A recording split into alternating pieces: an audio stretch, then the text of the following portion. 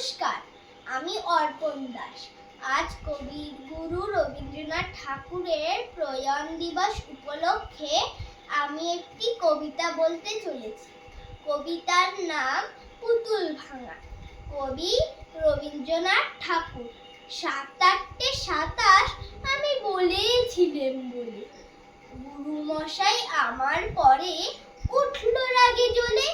মাগো তুমি ৫ পয়সা এবার রথের দিনে, সেই যে রঙিন পুতুলখানি আপনি দিলে কিনে।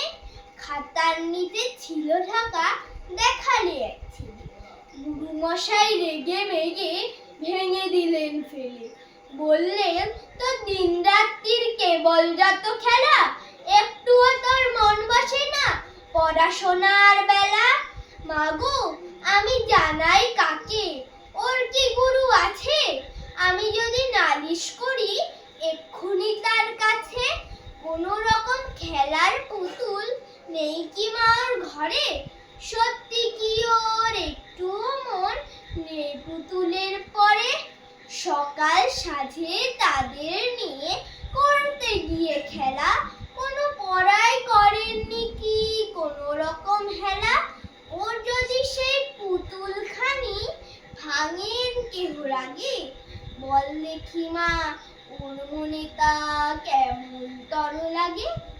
নমস্কার।